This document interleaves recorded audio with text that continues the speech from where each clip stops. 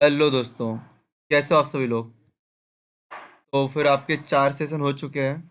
आपको पता है हम लोग क्या कर रहे हैं। हम लोग सिर्फ यहाँ पे पीवाईक्यू सॉल्व कर रहे हैं। और पीवाईक्यू सिर्फ सॉल्व नहीं कर रहे हैं, आपको बता रहे हैं कि आपको क्या टॉपिक पढ़ना है।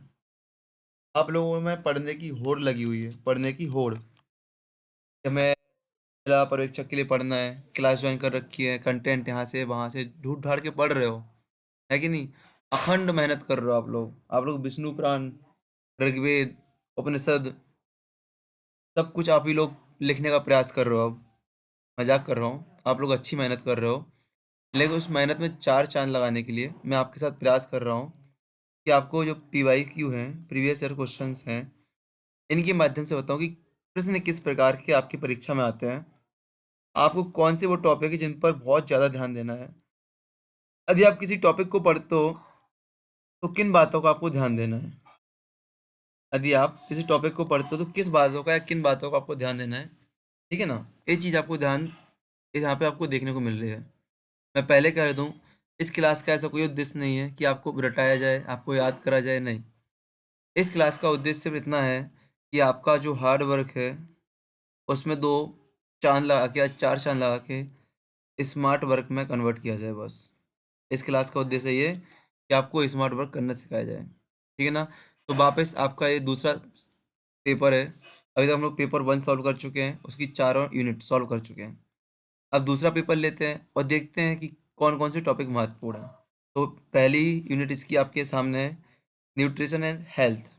न्यूट्रिशन एंड हेल्थ, पोषण और स्वास्थ्य, ठीक है ना। तो देखो, मैंने जब इसको देखा आपको पढ़ाने के पहले, तो वही सारे पॉइंट्स जो मैंने आपको पहले पेपर में बताए थे कि इन इन बातों का ध्यान रखना है, वही यहाँ पे दिया गया है, ठीक है ना। देखो, चलो, यहाँ पे दिया गया खाली खांसी। खाली खांसी खालिस्तान नामक जीवाणु के कारण होती है। आपको पता होगा, जो वर्डेला वर्टेला परट्यूसियस होता है, इसके कारण होती है। आपके यूनिट फर्स्ट के पॉइंट नंबर 5 में या 6 में कुछ दिया गया है, सामान्य बीमारियों की जानकारी। वहाँ पे दस्त, उल्टी, आँख एवं नाक का संक्रमण, खसरा, गलघोटू, टिटनेस, काली खांसी, टीबी और निमोनिया, इन 8 से 9 बीमारियों को आपको पढ़ लेना है। साथ ही साथ आपको क्या करना है, मलेरिया, टाइफाइड, डेंगू, चिकनगुनिया, इनको भी आपको पढ़ लेना है। इनमें पढ़ते समय आपको क्या ध्यान देना है कि वायरस से कौन सी होती हैं, जीवाणु से कौन सी होती हैं, बैक्टीरिया से कौन सी होती हैं। हालांकि बैक्टीरिया की चीज़ होती है, वायरस, जीवाणु, प्रोटोजोआ, कौन सी किससे होती है। दूसरा, आपको पढ़ते समय ध्यान देना है कौन सी जल जनित बीमारी है, कौन सी वायु जनित बीमारी है, ठीक है ना। कौन सी संक्रमण, मतलब कि हम लोग मिलते हैं, हम लोग हाथ मिलाते हैं, हम लोग फिजिकल संबंध बनाते हैं, उनसे कौन सी बीमारियां फैलती हैं। इन बात का आपको ध्यान देना है। आपका बीमारियों से कोई भी क्वेश्चन आपका गलत नहीं होगा। भाई, आपका टीबी का क्वेश्चन है, माइक्रोबैक्टीरियम ट्यूबिकुलोसिस नामक जीवाणु से होता है, क्या होता है, आपको क्षय रोग होता है। मतलब टीबी आपके लिए बहुत महत्वपूर्ण, आपको पढ़ना है। आईसीएमआर की रिपोर्ट है, इससे पूछा गया नियासिन, ठीक है ना, कि प्री स्कूल एज में आपको बच्चे जो होते हैं उसके लिए कितना नियासिन चाहिए होता है, ठीक है ना। तो आपको पता हो कितना नियासिन चाहिए होता है, 8.1 से लेकर 11 mg per day, milligram per day चाहिए होता है आपको। वृद्धि रोग, तो आपको पता है कुपोषण में कुछ टाइप होते हैं, उन कुपोषण के प्रकार को पढ़ना है, स्टेंटिंग, बेस्टिंग, ठीक है ना। हालांकि आप नहीं पढ़ते हो, एक बार आपने यदि रीडिंग किया है तो आप इन प्रश्नों को कभी गलत नहीं करोगे। लिखा है वृद्धि रोग स्टेंटिंग को खालिस्तान के रूप में परिभाषित किया जाता है। मतलब वृद्धि रोग मतलब कि आपकी आयु तो बढ़ रही है, लेकिन आयु के हिसाब से आपकी लंबाई नहीं बढ़ रही है। मतलब कि आपका ए आंसर बिल्कुल सही हो जाएगा, ठीक है ना। फिर आपका 12 अप्रैल 2015 को कौन सा कार्यक्रम, तो एन आर एच एम कार्यक्रम शुरू हुआ था। यहाँ पे अब आपकी जिम्मेदारी है कि आप इन चार के जो अन्य चार पॉइंट यहाँ पे दिए हैं, इनका फुल फॉर्म याद रखें, इनके बारे में आप याद रखें। भविष्य वाले जो क्वेश्चन पेपर आपके हैं उनमें पॉइंट आपको देखने को मिल सकते हैं। तो इनका फुल फॉर्म, कब इनका गठन हुआ, संस्था का बिल्कुल याद रखें। क्या मैंने आपसे कहा था, जब भी आप कोई संस्था पढ़ते हैं तो संस्था पढ़ते समय उनका गठन कब हुआ था, मंत्रालय कौन सा था, उसका कार्य क्या है, मतलब कि उद्देश्य, वो किस वर्ग को संरक्षण देता है, किस वर्ग को लेकर बनाई गई योजना है, ठीक है ना। फिर क्वेश्चन है, गर्भावस्था के दौरान ऊर्जा की आवश्यकता बढ़ जाती, क्योंकि एक क्वेश्चन पहले भी रिपीट हो चुका है, यहाँ पे भी रिपीट हो चुका है। और मैंने पहले कहा है कि ऐसे क्वेश्चन आपको आसानी से बन जाते हैं। भाई, गर्भावस्था के दौरान ऊर्जा की आवश्यकता क्यों बढ़ती है, इसलिए बढ़ती है भैया, आपके शरीर में बच्चा है, आपके पेट में बच्चा, एक और शरीर आपके अंदर बन रहा है कि नहीं? तो गर्भनाल की वृद्धि हो रही है, माता के शरीर के आकार की वृद्धि हो रही है और शरीर में शिशु की वृद्धि, और सारे तीनों पॉइंट आपके सही हो जाएँगे, उपरोक्त सभी। एक बात और मैंने आपसे कही थी पिछले पेपर, जो पिछली क्लासेस हैं, जहाँ पे भी आपको उपरोक्त सभी दिख रहा है, आप पे यदि किसी प्रश्न का आंसर नहीं बन रहा है और उपरोक्त सभी यदि आपको आंसर में दिख रहा है, तो आप क्या करोगे? उपरोक्त सभी लगाओगे। मैंने क्या कहा? जब किसी प्रश्न का आंसर आप पे नहीं बन रहा है, यदि बन रहा है तो ठीक है, अगर आप पे नहीं बन रहा है और उपरोक्त सभी आंसर में, तो आप उपरोक्त सभी आंसर लगा के आओगे, क्योंकि इसमें देखा मैंने जितने भी क्वेश्चंस आपके आए हैं पिछले 2017 में, यदि उनमें उपरोक्त सभी है, तो 99% में उपरोक्त सभी आंसर ही सही है। ओनली एक दो क्वेश्चन फैक्चुअल है जिनमें उपरोक्त सभी नहीं होता है, ठीक है ना? खालिस्तान के साथ साथ लोहे रक्त पूर्ण, अब देखो मैंने बोला था आपसे आयरन और आयोडीन, मैंने क्या बोला था? आयरन और आयोडीन, इन दोनों से संबंधित जितने भी वन लाइनर आपके बनते हो, आयरन और आयोडीन, इन दोनों से संबंधित जो भी आपके वन लाइनर बनते हो, बहुत अच्छे से पढ़ लेना, आपके प्रश्न गलत नहीं होंगे। आयरन और आयोडीन, तो यहाँ पे लिखा है खालिस्तान के साथ साथ लोहे संपूर्ण से रक्त अल्पता ठीक करने में मदद मिलती है, ठीक है ना? तो कौन से सप्लीमेंट? आपको फॉलिक अम्ल लेना पड़ता है, फॉलिक एसिड आपको लेना पड़ता है। मैं स्पीड में इसलिए जाता हूँ, आपको पता है स्पीड में क्यों? क्योंकि मेरा उद्देश्य आपको टॉपिक बताना, आपको क्वेश्चन सॉल्व करने का तरीका बताना, आपको इस पेपर की असलियत बताना कि कितना सरल पेपर है। आप लोगों के माइंड में जो भर दिया गया बहुत कठिन है, बहुत कठिन है, बिल्कुल भी कठिन नहीं है, ठीक है? बच्चों में प्रोटीन, ऊर्जा का पोषण खालिस्तान के कारण होता है, किसके कारण होगा भैया? प्रोटीन के कारण ही होगा। तो दीर्घकालिक संक्रमण बिल्कुल सही, इसके कारण हो सकता है। दूध छुड़ाने से अवहेलना करना, इससे हो सकता है। आपको पता है यदि दूध आपको लंबे, एक माँ का दूध आपको पता है स्वास्थ्यवर्धक होता है, लेकिन यदि दूध लंबे समय तक दिया जाता है ना, तो आपको विटामिन डी जैसे पोषक तत्व नहीं मिल पाते हैं, और भी आपको बीमारियां उत्पन्न होने लगती है, माँ के अंदर भी और बच्चों के अंदर भी, इस बात का ध्यान देना। तो एक दो तीन पॉइंट आप पे सही है, उपरोक्त सभी आपका आंसर हो जाएगा।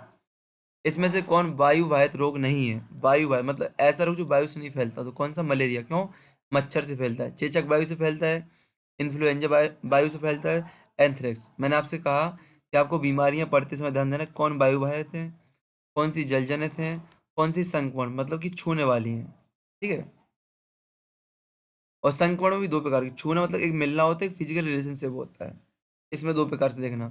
अपर्याप्त खाद्य अंतरण के कारण क्या होगा भैया? क्या होगा? सॉरी, अपर्याप्त खाद्य अंतरण खालिस्तान के कारण हो सकता है, मतलब कि आपको भूख ना लगना, आपको भूख नहीं लग रही, किस कारण? यदि आप भोजन की खराब योजना, मतलब समय पे नहीं खाते हो, किसी भी समय उठ रहे हो, खा रहे हो, तो आपको भूख पर्याप्त नहीं लगेगी, भोजन छोड़ देना, भूख नहीं लगेगी। स्वास्थ्य की खराब आदत, बिल्कुल भाई, पुअर हेल्थ, उपरोक्त सभी आंसर हो जाएगा। बाल अवस्था से वयस्क, अब आपको पता है 7 अवस्थाएं होती हैं, ठीक है ना? मैंने आपको बोला था कि भाई कुछ लोगों ने अवस्थाएं बताई हैं जीवन की, किसी ने 7 बताई हैं, किसी ने 11 बताई हुई हैं, किसी ने 3 बताई, किसी ने 4 बताई हैं। तो इन सामान्य अवस्थाएं 7 होती हैं, कोई ने 7 11 बताई, उनका नाम मुझे याद नहीं, बहुत महत्वपूर्ण है। तीनों चार आप याद रखना, रूसो वगैरह ने बताई, तीनों चार कुछ बताई हैं, उनको आप पढ़ना। तो यहाँ पे पूछे बाल अवस्था से वयस्क, तो बाल किशोर वयस्क, तो यहाँ पे क्या आ जाएगा? किशोर अवस्था बीच में आ जाएगा आपका, किशोर वय, ठीक है? निम्न में से कौन सी वैक्सीन? सार्वभौमिक टीकाकरण, अब आपको टीकाकरण आपको पढ़ना है, आपको पता है आपका जो यूनिट फर्स्ट है, इसका टॉपिक 4 ही आपका टीकाकरण है। इसमें आपको क्या क्या पढ़ना होता है? राष्ट्रीय टीकाकरण कार्यक्रम, कौन कौन से राष्ट्रीय टीकाकरण कार्यक्रम है, कब कब लॉन्च हुए, कौन कौन सी वैक्सीन उनके अंतर्गत है, ठीक है ना? उनका महत्व क्या है, क्यों टीका लगाया जाए, उनका महत्व क्या है, और टीका ना होने का क्या दुष्प्रभाव हो सकता है? यदि आपको कोई पोलियो और टीका नहीं लगता, तो क्या दुष्प्रभाव? आपको पोलियो हो जाएगा। तो टीका नहीं लगने का कौन सी आपको वो हो सकते हैं? तो कौन कौन सी टीका शामिल है इसके अंतर्गत? तो भाई ओपीवी भी है, बीसीजी भी है, डीपीटी भी है, बट आईडीडी नहीं है। यहाँ पे आपका काम होता है ओपीवी के बारे में फुल फॉर्म, बीसीजी के बारे में फुल फॉर्म, आईडीडी के बारे में फुल फॉर्म। ओपीवी क्यों लगता है, कब लगता है, बीसीजी कब लगता है, क्यों लगता है, आईडीडी कब लगता है, क्यों लगता है। मतलब यहाँ पे आपके 7 पॉइंट मैंने बता दिए, 7 नहीं, 6 3 9 की फुल फॉर्म तीनों के, और दो दो कब और क्यों, कब और क्यों, कब और क्यों। साथ में किसको, किसको भी याद रखना, बच्चों को लगता है, बड़ों को लगता है, किस उम्र में, हालांकि कब में वो चीज़ आ जाएगी, ठीक है ना? तो 6 3 9 पॉइंट आपको इन तीन चीज़ से पढ़ लेना है आपको। आईडीडी क्या होता है इसको भी आपको जान लेना है। कच्चे अंडे की सफेदी में उपस्थित प्रोटीन से जो बायोटीन से आवंधित होकर उसके अवशोषण को रोक देता है, उसे कहते हैं एविडीन। एविडीन उसको कहते हैं, क्या कहते हैं उसको? एविडीन कहते हैं। बहुत महत्वपूर्ण क्वेश्चन है। तो अंडे के दो पार्ट्स होते हैं, व्हाइट पार्ट्स होता है, एक येलो पार्ट्स होता है। इन दोनों के बारे में पढ़ना। इसमें कौन सा प्रोटीन पाया जाता है वो पढ़ना, ठीक है ना? बच्चों के लिए कौन सा भाग लाभदायक है, बड़ों के लिए कौन सा भाग लाभदायक है, जिम वाले लोग कौन सिखाते हैं, सामान्य लोग कौन सिखाते हैं, 4 पॉइंट आप इसको ध्यान से देखें। देखो मैं क्या बोल रहा हूँ, मैं आपको पीवाईक्यू नहीं पढ़ा रहा हूँ, मैं आपको ज्ञान नहीं दे रहा हूँ, मैं आपको सिर्फ बता रहा हूँ क्या पढ़ना है, कैसे पढ़ना है, आपके पेपर में नंबर कैसे आ सकते हैं। तो अंडे के दोनों पार्ट्स पढ़ना और जो 4 पॉइंट बताए वो पढ़ना। आपका काम क्या होता है, जब भी क्लास देख रहे हो पेन कॉपी लेके बैठो, तो क्लास सुन के खत्म नहीं हो सकती है। जो पॉइंट बता रहा हूँ ना, तुरंत क्लास पॉज की, उसको लिखा, चार चार्ट बना के, हाँ ए पॉइंट सर ने बोले हैं, इनको पढ़ना है। अब गूगल से पढ़ सकते हो, यूट्यूब से पढ़ सकते हो, किसी बुक से पढ़ सकते हो। सोर्स मैंने लास्ट क्लास में भर के बताया आपको, तब सोर्स की बिल्कुल भी नीड नहीं है कि क्या सोर्स होने चाहिए, क्या सोर्स नहीं होने चाहिए। गर्भवती महिलाओं के आहार में इनमें से किसे शामिल नहीं किया जाना चाहिए? तो किसे भैया? धूम्रपान। इतना सरल क्वेश्चन भाई। लैक्टोज केवल होता है दूध में होता है, सबसे सरल क्वेश्चन है, रिपीट हुआ है। माता में आयोडीन की, बोला आयोडीन और आयरन, दो चीज बहुत अच्छे से पढ़ लेना, आयोडीन और आयरन। माता में आयोडीन की कमी से नवजात शिशु में निम्नलिखित में क्या जटिलता हो सकती है? तो प्रसव पूर्व मृत्यु दर भी हो सकती है, जन्मजात असमानताएं भी हो सकती है, तंत्र की किटना। दो आपको लगा भाई नहीं पढ़ा हमने ये चीजें, यहाँ पे क्या दिया गया, अंकल दिए गए, उपरोक्त सभी वाले दिए ना। तो जय माता दी सीधी। जननी सुरक्षा योजना का लक्ष्य क्या है? देखो जननी सुरक्षा योजना, अब भाई सबसे अच्छा क्वेश्चन है। नवजात शिशुओं की मृत्यु रोकना, बिल्कुल सही बात है। मातृ मृत्यु, बिल्कुल सही, दोनों को घटाना। लक्ष्य पूछा क्या, लक्ष्य घटाना है, किसको? इन दोनों को घटाना है। तो उपरोक्त सभी, ठीक है ना। प्रोटीन का शरीर क्रियात्मक ईंधन माना जाता है। प्रोटीन, अब आपको पता है एक प्रोटीन में, 1 ग्राम प्रोटीन में कितना होता है? 4.0 कैलोरी होती है। फिर आपकी बसा आपको याद रखना है। आपको कार्बोहाइड्रेट, 1 ग्राम कार्बोहाइड्रेट में कितनी कैलोरी होती है? 4.2 या 4.8 होती है। बसा में कितनी होती है ग्राम में? तो वो आपको याद रखना है। तीनों की इकाई देखो, प्रोटीन, कार्बोहाइड्रेट और बसा, इनके 1 ग्राम मात्रा कितनी कैलोरी होती है आपको याद रखना है। इसकी बेसिक इकाई क्या है? प्रोटीन की अमीनोलॉम, कार्बोहाइड्रेट की क्या है आपकी? सैकराइड होती है, बसा की क्या होती है? लिपिड्स। तो आपको पढ़ना है क्या किसकी इकाई होती है, वो आपको याद रखना है। अंडे, तो बोला अंडा, अंडा आपको भाई लग रहा है नॉनवेज है, बट आपको याद रखना है एलो पार्ट्स और वाइट पार्ट। इसमें फिर से बोल रहा हूँ, एलो पार्ट में कौन सा प्रोटीन होता है और व्हाइट पार्ट में कौन सा प्रोटीन होता है। एलो पार्ट किसके खाने योग्य है, व्हाइट पार्ट किसके खाने योग्य है, इन चारों बातों को आपको रखना है। मैं इसलिए मैं आपको बता दूंगा, आप सुन लोगे निकल जाओगे। एक बार खुद से रिसर्च करोगे ना, तो फिर आपको मजा आएगा, इसलिए मैं आपको बताता नहीं हूँ। एस्कार्बिक अम्ल, सबको पता है एस्कार्बिक अम्ल से क्या होता है भैया?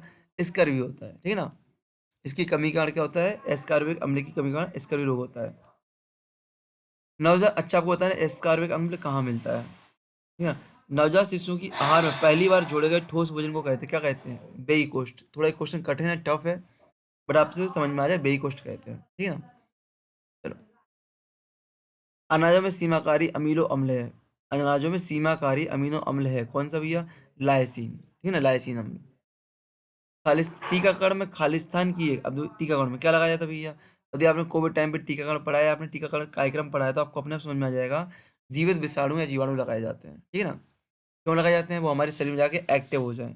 देखो होता क्या है, आप जैसे आप हो, आपको कोई बीमारी आ रही है, कोई बाहर से वायरस लग रहा है, तो आपके शरीर की रोग प्रतिरोधक क्षमता उससे लड़ने को तैयार नहीं होती है, तो आप बीमार हो जाते हो। लेकिन आपको एक न्यूनतम मात्रा में, आपकी शरीर की सहनशीलता की मात्रा में, वो वायरस यदि आपके अंदर पहले से एक्टिव डाल दिया जाए, पहले से जिंदा वायरस आपके अंदर डाल दिया जाए, तो आपके शरीर धीमे धीमे प्रतिरोधक क्षमता विकसित कर लेगा, ठीक है ना। वैक्सीन में ही होता है। जैसे आप बोलो पोलियो, पोलियो में कौन सा टीका है? तो आपको पोलियो की वैक्सीन, पोलियो ही लगाया जाता है। पोलियो को वायरस से आपके अंदर इंजेक्ट किया जाता है बहुत कम मात्रा में, ठीक है ना। चलो, स्तनपान के 6 महीने, 0 से 6 महीने में आईसीएमआर और अनुसार अतिरिक्त कैलोरी 600। देखो गर्भावस्था में आपको अतिरिक्त कितनी कैलोरी चाहिए होती है? 300 कैलोरी चाहिए होती है, ठीक है ना। गर्भावस्था में आपको अतिरिक्त 300 कैलोरी चाहिए होती है। और जन्म पश्चात धात्री माता के लिए 600 कैलोरी की आवश्यकता होती है। तो आपको याद रखना, आईसीएमआर से आपको पढ़ना है कैलोरी, प्रोटीन, वसा, कार्बोहाइड्रेट कितनी कितनी मात्रा की आवश्यकता होती है। वयस्क पुरुष, देखो यहाँ पे प्रोटीन आ गया, कितनी आपको चाहिए? 60 ग्राम चाहिए। महिलाओं को 50 ग्राम चाहिए होता है। ग्रामीण और शहरी के लिए अलग अलग है, ठीक है ना। प्रोटीन, ऊर्जा, कुपोषित बच्चों के आहार को खालिस्तान, भाई जी है इसका आंसर, पढ़ लेना। बहुत, प्रोटीन, ऊर्जा, कुपोषित बच्चों के आहार को खालिस्तान वाला मतलब ऐसे बच्चे जो प्रोटीन ऊर्जा से कुपोषित हैं, ठीक है ना, उनके आहार में क्या होना चाहिए? तो क्या देखो यहाँ पे आप समझो, कैलोरी की निम्न मात्रा गलत हो जाएगा, खराब गुणवत्ता वाला प्रोटीन गलत हो जाएगा, खराब गुणवत्ता वाला प्रोटीन गलत हो जाएगा, तो भाई सी आंसर इसका बिल्कुल राइट हो जाएगा। यदि आपने पढ़ा भी नहीं कभी ना, तो इसका आंसर आप कॉमन सेंस से लगा सकते थे। भारत सरकार द्वारा 1962 में कौन सा रोग निरोधक कार्यक्रम चलाया गया? तो आयोडीन न्यूनता विकार कार्यक्रम चलाया गया था 1962 में। माता में फोलेट की कमी।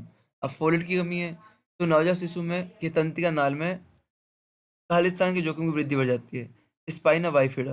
अब तो यही क्वेश्चन ऊपर भी आया था, यही क्वेश्चन ऊपर भी आया है आपका, ठीक है, यही क्वेश्चन ऊपर भी आया था, यही शब्द देखना।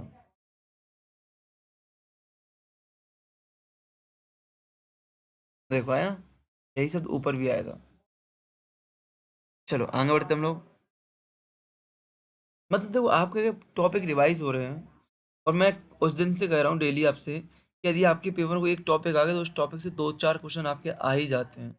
तो आप जो भी, और पढ़ने का तरीका होता है कि कोई टॉपिक को आपको कैसे क्या पढ़ना है। आपको किसी टॉपिक की थ्योरी उठा के नहीं पढ़ना सीधा, आपको वन लाइनर आपको पढ़ना है। तो जो जो महत्वपूर्ण पॉइंट है आपको वही वही आपको टॉपिक को पढ़ना है, ठीक है ना। और मैं आपके लिए एक सूचना देना चाहूँगा कि हम लोग ये पूरे सेशन 20 तारीख तक हमारे सेशन चलेंगे, प्रीवियस ईयर वाले PYQ वाले। अब तक 20 तारीख तक चलेंगे। 20, 21, 22, 23, नहीं 21, 22, 23 और 24।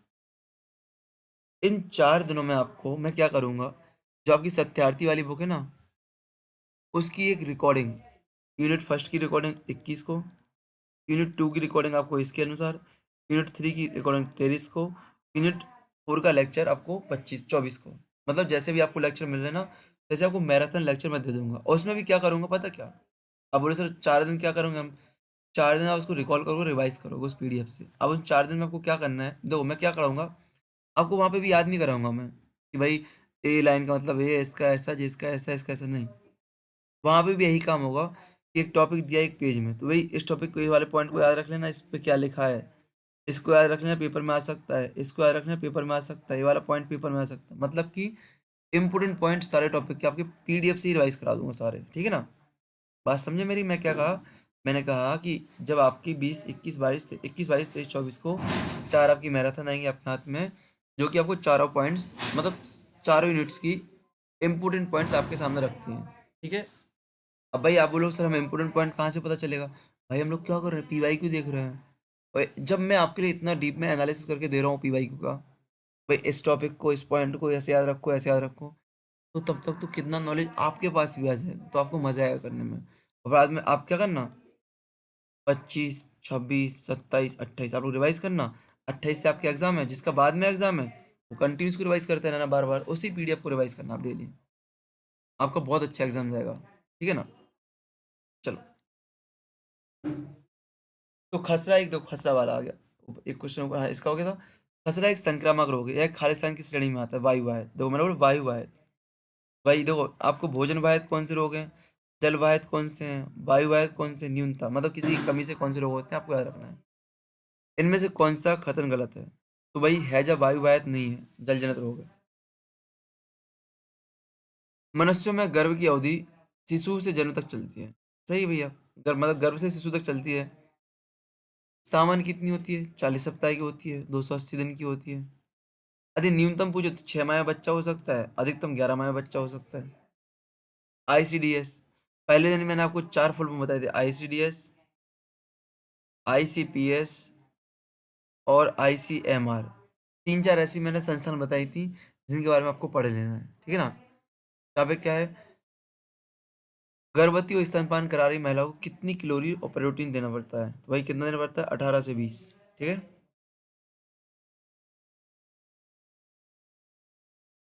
रक्त में कैल्शियम की कमी, रक्त में कैल्शियम की कमी क्या कहते हैं भैया, तो हाइपोकैल्सीमिया कहते हैं, हाइपोकैल्सीमिया, ठीक है, हाइपोकैल्सीमिया। अधिक कैल्शियम ज्यादा हो तो हाइपर हो जाएगा, यदि आपका ज्यादा हो जाएगा तो क्या हो जाएगा आपका, हाइपर कैल्सीमिया हो जाएगा, हाइपर हाई। देखो काली खांसी, फिर से दूसरा एक ही पेपर में दूसरा क्वेश्चन काली खांसी का। काली खांसी को क्या कहते हैं, पर्ट्यूसियस कहते हैं। इन्फ्लुएंजा के संक्रमण खालिस्तान, इन्फ्लुएंजा खालिस्तान के संक्रमण से होता है, किसके, विषाणु के। मैंने पहले बोला कि आपको जीवाणु से संबंधित पूरी बीमारियां पढ़नी है, विषाणु, कवक, सवाल, कौन सी बीमारियां किससे फैलती हैं वो पढ़नी है। बीमारियों के नाम मैंने शुरुआत में बता दिया आपको क्लास में, कौन कौन सी बीमारियां महत्वपूर्ण आपके लिए। ICDS अंतर्गत 6 माह से 72 माह, 6 माह से लेकर 72 माह को कितनी कैलोरी प्रोटीन दिया जाना चाहिए, 6 माह से लेकर 72 माह के बच्चों को कितनी प्रोटीन देना चाहिए, तो 12 से 15 ग्राम, ठीक है ना, प्रोटीन और आपका 500 किलो कैलोरी ऊर्जा। शिशु को दस्त लगने पे आप क्या करेंगे? चिकित्सक को बुलाएंगे, बिल्कुल सही है। उबाल कर ठंडा जल देंगे बार बार, बिल्कुल सही है। बिल्कुल उपरोक्त सभी सही। भाई उपरोक्त सभी वाले। दस्त के हल्के फुल्के मामलों में बच्चों को किसकी कमी होती है? किसकी? जिंक की कमी होती है। जिंक। जिंक की कमी होती है। जो बहुत इंपॉर्टेंट क्वेश्चन है। आप ओआरएस घोल दे दो, उसमें जिंक होता है। सार्वभौमिक प्रतिरक्षण कार्यक्रम के अंतर्गत इनमें से किस रोग के विरुद्ध संरक्षण नहीं किया गया? सार्वभौमिक प्रतिरक्षण कार्यक्रम के अंतर्गत इनमें से किस रोग के? तो कौन सा? कर्क रोग के, ठीक है ना? तो भाई वैक्सीनेशन ऊपर आया था, डीपीटी, पोलियो, ट्यूबरकुलोसिस, क्या क्या आपको वैक्सीन लग रही है वो देखना था आपको, ठीक है। न्यायालय सी गोपालन वर्ष 1971 में एक सुनियोजित आहार सर्वेक्षण किया था। सी गोपालन ने 1971 में एक सुनियोजित आहार सर्वेक्षण किया था, जिनमें उन्होंने पाया क्वास स्कोर और मेरा से पीड़ित बच्चों के आहार लगभग समान थे, और इस आधार पर उन्होंने सिद्धांत दिया कि जिससे खालिस्तान के नाम से जाना जाता है। कौन सा सिद्धांत दिया? अनुकूलन का सिद्धांत। तो आपको पढ़ना है ये चारों सिद्धांत कौन से क्या होते हैं, आपकी बुक में दिए गए हैं। एक एक एक एक भाई इतने सारा आई हो कि पहली खुराक खालिस्तान की होती है, किसकी होती है? विटामिन ए की होती है, ठीक है ना? नौ माह के बच्चों में 9 माह के बच्चों में खसरे का टीका लगता है, तो उसमें क्या होता है? विटामिन ए होता है। गर्भावस्था के दौरान ह्यूमन कोरियोनिक गोनडोट्रोपिन HGC नामक हार्मोन उत्पादन होता है, किसके द्वारा होता है? गर्भनाल के द्वारा। बहुत महत्वपूर्ण है। गर्भनाल क्या होती है, कैसे होती है, प्लेसेंटा कैसे काम करती है, बिल्कुल पूरा पढ़ लेना, ठीक है ना? हार्मोन्स कौन से, तो पूरा पढ़ लेना। किस मंत्रालय? मंत्रालय आ गया। पर ICDS योजना की निगरानी का भाई महिला एवं बाल विकास मंत्रालय। अब एक चीज मैं आपको बताऊंगा, यदि कोई, जैसे मैं उपरोक्त सभी का, आपको होता है ना, जब किसी प्रश्न में उपरोक्त सभी दिया गया है और आप पे प्रश्न का आंसर नहीं आ रहा, तो आंख बंद करके उपरोक्त सभी आंसर लगाओ। दूसरा, यदि कभी कोई मंत्रालय पूछ रहा है किसी कमेटी का, किसी समिति का, आपको नहीं यदि आपको आ रहा है तो अच्छी बात है, आप आंसर लगाओगे। यदि आप नहीं आ रहा है तो आंख बंद करके महिला एवं बाल विकास मंत्रालय लगा सकते हो। तुक्का में भी महिला एवं बाल विकास मंत्रालय आप लोग लगा सकते हो आंख बंद करके। मुख्य पॉलीसैकेराइड, तो आप भाई सैकेराइड किसकी का? ये कार्बोहाइड्रेट्स की। तो कार्बोहाइड्रेट्स कितने प्रकार के होते हैं, कौन कौन से वो होते हैं, वो पढ़ लेना। जो मुंह से प्रारंभ होता है, मैंने लिखा मुख से पॉलीसैकेराइड के पाचन का आरंभ होता है। तो मुंह में लार होती है, लार में कौन सा होता है? आपका टैलिन एंजाइम होता है। कौन सा होता है? टैलिन है, आपका एग्जाम होता है टैलिन। बालिकाओं की वृद्धि में विकास पर खालिस्तान से प्रतिकूल प्रभाव पड़ते हैं, जाति से नहीं पड़ता, सॉरी, प्रतिकूल प्रभाव नहीं पड़ता है, जाति से नहीं पड़ता। स्वस्थ देखभाल से प्रतिकूल प्रभाव पड़ सकता है, आरंभिक मात्रा से और पोषण से, ठीक है ना, बस जाति से कोई इफेक्ट नहीं पड़ता है। ICMR 2010 द्वारा गर्भावस्था के दौरान अनुशंसित सामान्य आयरन आवश्यकता 35 मिलीग्राम। तो ICMR रिपोर्ट बहुत अच्छे से सब यूट्यूब चैनल ने करा दी है, किसी को भी जाके फॉलो कर लेना, मस्त इंजॉय कर लेना। बच्चों में कुपोषण का पता लगाने हेतु आमतौर पर प्रयुक्त उपाय है, क्या भैया? ये सारे उपाय हैं, देखो उपरोक्त सभी। आंख बंद करके पढ़ना ही नहीं है, मुझे आते नहीं है। खालिस्तान के लिए उच्च प्रोटीन उच्च कैलोरी आहार की अनुशंसा की जाती है। खालिस्तान के लिए उच्च प्रोटीन और उच्च कैलोरी आहार की अनुशंसा किसके लिए की जाती है भैया? कुपोषित बच्चों के लिए। मोटा किसके लिए भाई? किसके लिए की जाएगी? कुपोषित बच्चों के लिए भैया, कि उच्च कैलोरी उच्च प्रोटीन लो। ऊपर देखो, यही क्वेश्चन ऊपर आया था कि प्रोटीन ऊर्जा से कुपोषित बच्चों के लिए क्या, तो उनके लिए उच्च प्रोटीन उच्च कैलोरी आहार दी जाएगी, ऊपर क्वेश्चन आया था। तो आप ऑब्जेक्ट का आंसर, मतलब एक ही क्वेश्चन की लैंग्वेज चेंज कर दी उन्होंने। हड्डियों में पाए जाने वाले प्रमुख खनिज कौन कौन से हैं? तो ये सबको पता है, कैल्शियम, फास्फेट, मैग्नीशियम, सबको पता होगा। सब हड्डी हैं, सबके पास हड्डियां हैं। गर्भावस्था में 0 से 12 सप्ताह के दौरान अधिकांश महिलाओं में भार में वृद्धि होती है, कितनी होती है? 5 से 2 ग्राम। 0.5 से 2 किलोग्राम, ठीक है, 2 किलोग्राम वृद्धि होती है। देख लो, 3 अवस्था होती हैं। गर्भ गर्भकाल की 3 अवस्थाएं होती हैं। 0 से 12 सप्ताह, 12 सप्ताह से 3 माह, और 3 माह से लेके आपके वो जन्म तक। इन तीनों को क्या नाम दिए जाते हैं? यहाँ पे क्या परिवर्तन होता है, यहाँ पे क्या परिवर्तन होता है, यहाँ पे क्या परिवर्तन होता है? शिशु में, अब सुनना, नंबर 1, इन तीनों को नाम क्या दिए जाते हैं, तीनों अवस्थाओं को? पहला पहला को क्या है, इनमें नाम देखना है। दूसरा, क्या परिवर्तन, बच्चों में क्या परिवर्तन हो रहा है, भ्रूण में, और माता में क्या परिवर्तन हो रहा है, ठीक है ना? कौन से हार्मोन्स किस समय पे काम करते हैं, किस समय पे कितने पोषक तत्व की आवश्यकता होती है? पोषक तत्व मुख्यतः प्रोटीन की, कैलोरी मतलब ऊर्जा कितनी आवश्यकता चाहिए आपको, प्रोटीन कितना चाहिए, कार्बोहाइड्रेट कितना चाहिए, बसा कितना चाहिए। इस बात का ध्यान रखेंगे, इसको आपको इस तरीके से पढ़ना है। ICDS के उद्देश्यों की प्राप्ति में सहायता के लिए उसके अंतर्गत प्रायोजित सेवाएं हैं। मुझे नहीं पता कौन सी बात यहाँ पे लिखा, उपरोक्त सभी, उपरोक्त सभी। बता रहा हूँ मैं क्या बोल रहा हूँ कि उद्देश्यों की प्राप्ति में सहायता के लिए उसके अंदर प्रायोजित सेवाएं, विधि रक्षीकरण, पूरक पोषण, स्वास्थ्य जांच, संप्रेषण सेवाएं, पूर्व विद्यालय अनौपचारिक शिक्षा, पोषण, सब बिल्कुल ए टू जेड। इनमें से किस अनुवांशिक विकार को जन्म से पहले पहचाना जा सकता है? तो किसको? हेमोफीलिया को, थैलेसीमिया को, सिकल सेल एनीमिया, तीनों को पहचाना जा सकता है। तो देखो, एक तो अनुवांशिक विकार कौन-कौन से? तीनों हैं। इन तीनों को जन्म से पूर्व पहचाना जा सकता है, ठीक है ना? तो इनके बारे में आपकी ज़िम्मेदारी, इन तीनों को आप लोग पढ़ें, अनुवांशिक विकार को आप लोग पढ़ें, ठीक है? चलो, ठीक है? यहाँ पे है, भारत सरकार ने सुनिश्चित किया कि पल्स पोलियो प्रतिरक्षण कार्यक्रम आरंभ किया जाए। पल्स पोलियो प्रतिरक्षण कार्यक्रम आरंभ किया जाए।